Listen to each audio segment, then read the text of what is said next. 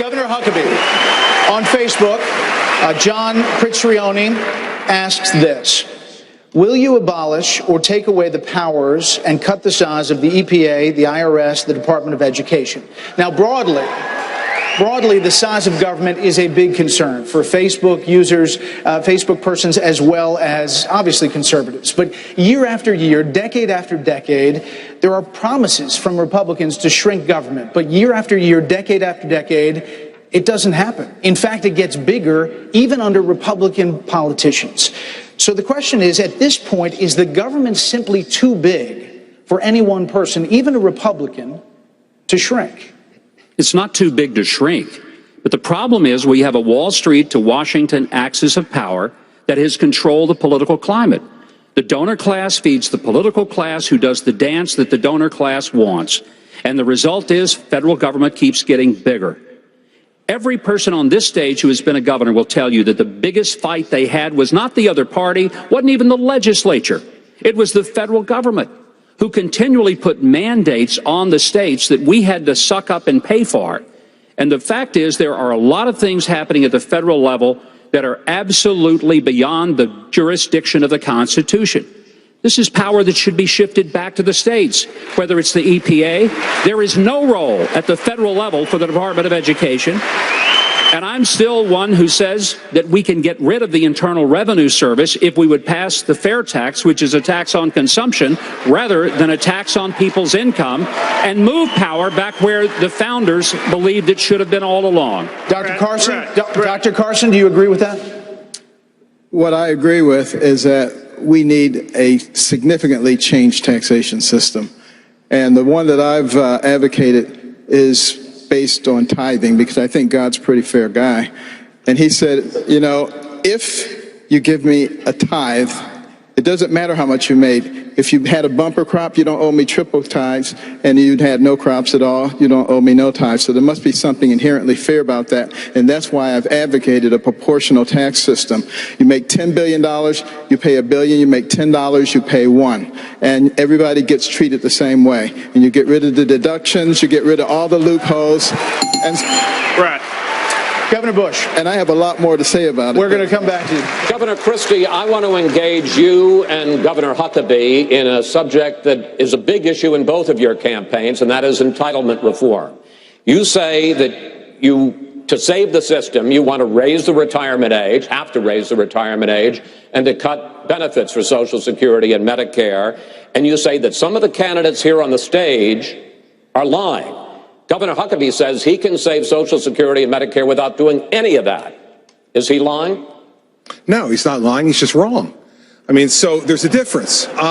Listen, I'm the only guy on the stage who's put out a detailed 12-point plan on entitlement reform, and here's why. Because 71% of federal spending right now is on entitlements and debt service. 71%. And we have spent the last hour and 5 minutes talking about the other 29%, and no time on the 71%. And that makes no sense. Now, let me tell you exactly what we would do on Social Security. Yes, we'd raise the retirement age 2 years and phase it in over 25 years. That means we'd raise it 1 month a year for 25 years when we're all living longer and living better lives. Secondly, we would means test Social Security for those who are making over $200,000 a year in retirement income and who have $4 to $5 million in liquid assets saved.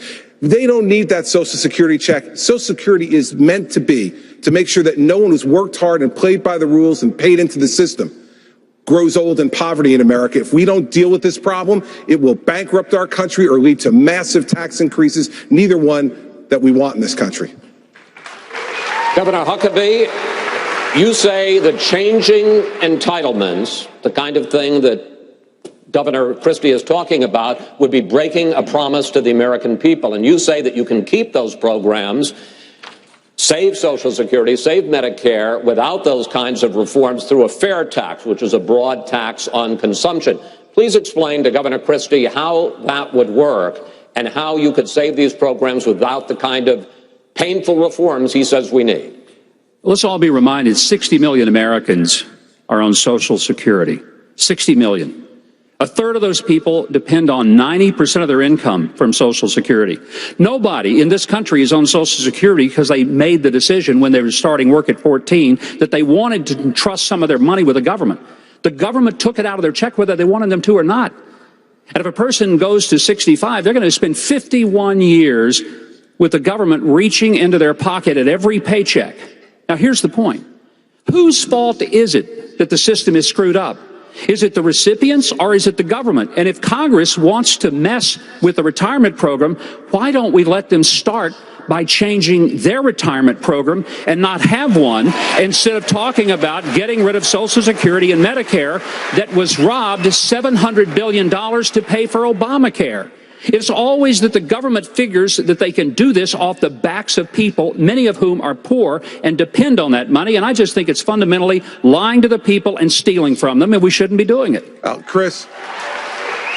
30 seconds. Yeah, sure. And I don't disagree with ending Congress's retirement program. I'm a governor. I don't have a retirement program in my state, and I don't disagree with that. But here's the news for the American people. He's complaining about the lying and stealing. The lying and stealing has already occurred. The trust fund is filled with IOUs. We can't fix the problem just by entering Congress's retirement. That's worth about this much. We need to go at the fundamental problem. And the fundamental problem is that this system is broken. It has been stolen from. We have been lied to. We need a strong leader to tell the truth and fix it. All right, this is it. 30 seconds finally. Well, you ask about how we fund it. One of the reasons that Social Security is in so much trouble is the only funding stream comes from people who get a wage. The people who get wages is declining dramatically. Most of the income in this country is made by people at the top who get dividends and capital gains. The fair tax transforms the process by which we fund Social Security and Medicare, because the money paid at consumption is paid by everybody, including illegals, prostitutes, pimps, drug dealers, all the people that are freeloading off the system now. That's why it ought to be a transformed system. All right.